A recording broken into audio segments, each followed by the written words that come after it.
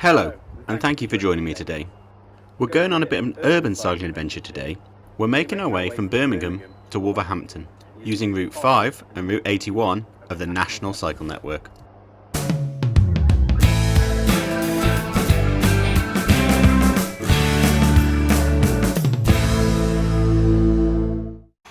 We're starting our journey here at Brindley Place in Birmingham city centre, a former industrial area on the edge of the Birmingham Main Line Canal.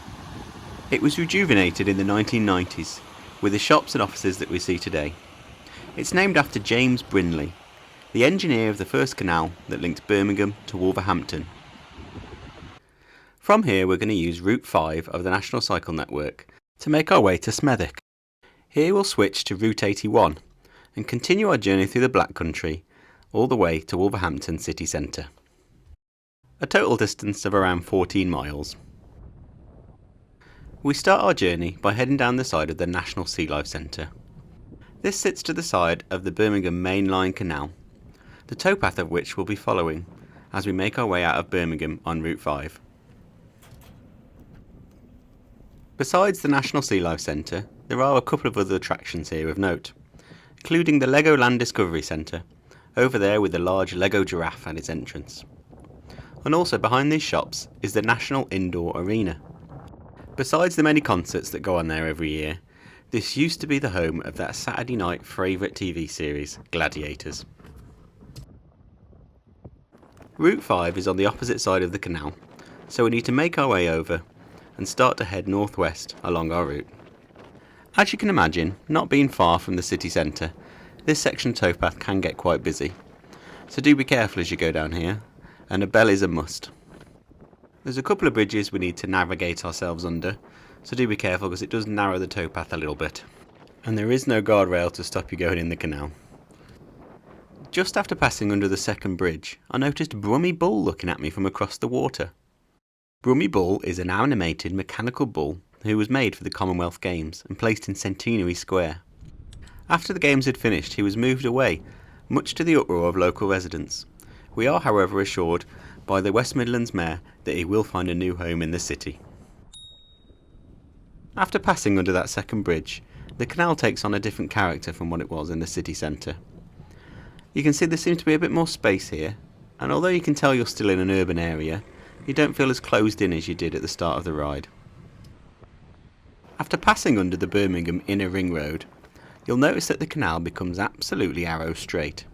And if we look at a map of this section of canal, we can see a couple of curious canal loops coming off this very straight section of canal. The original canal, designed by James Brindley, followed the lay of the land as much as possible, so meandered its way out of Birmingham, through the Black Country and to Wolverhampton, with quite a few locks along the way and only a towpath on one side. By 1824 it was apparent that something better was needed. Thomas Telford was appointed chief engineer to improve the canal between Birmingham and Wolverhampton. He used huge embankments, large cuttings and tunnels to create a much straighter route to Wolverhampton, cutting over 7 miles off the route, also significantly widening the canal and adding a towpath to both sides most of the way. This canal was the motorway of the 1800s, and it cut through the route of the old canal, creating these curious loops off the main line.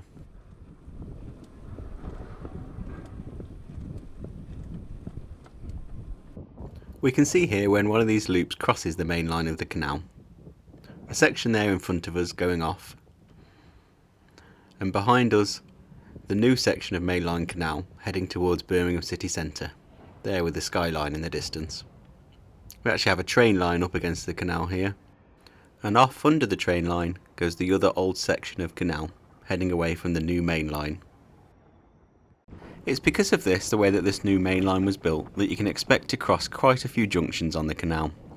So there's a lot of these little bridges to traverse as we make our way up Route 5. And some of them are quite a bit narrower than others. When we reach Smethwick, it looks as if the canal splits into two, with a left and right fork. In fact, the right fork is the original route of the James Brindley Canal, which goes up and over the Smethwick summit using a number of locks. The route on the left is Thomas Telford's new route, which uses a large cutting to make its way through the Smethwick summit, getting rid of the need for any locks and thus speeding up traffic flow through this section. We crossed the old canal here on a bridge that was put in by Thomas Telford as part of the improvements to the canal here.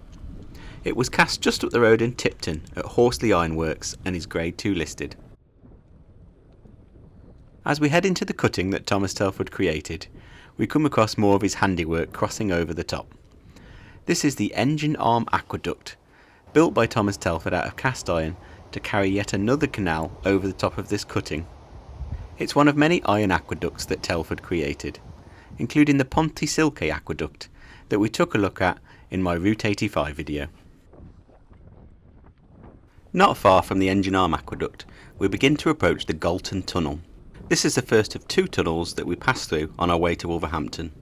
This first one is much shorter than the second, and as you may have guessed by the use of concrete in its construction, it's also a rather modern addition to the canal.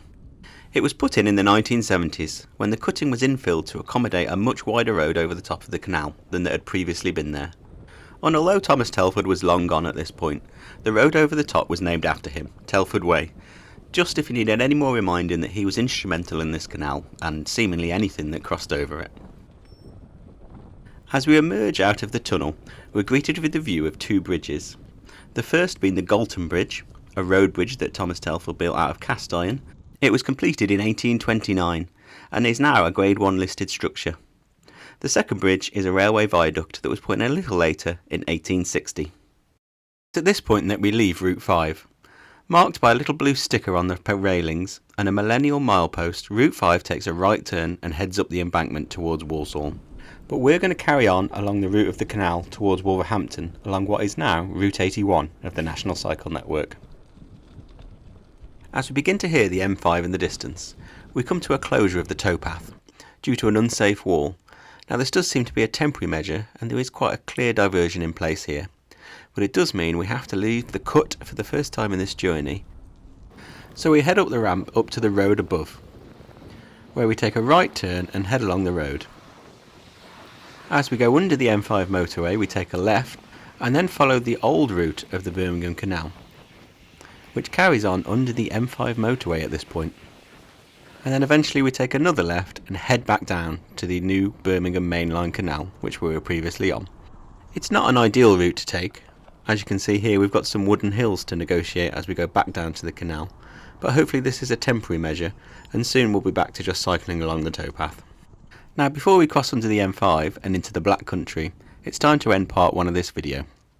If you have watched up until this point, I take it that you've enjoyed the video and found it interesting, so please do subscribe to the channel. It'll cost you nothing and you'll make sure that you don't miss part 2 of this video, where we make our way to Wolverhampton city centre and along the way exploring the Cosley Tunnel. Thank you for joining me in the Peaky Blinder world of the Birmingham Canal Network. Thank you for watching and ta-ra for now, Bab.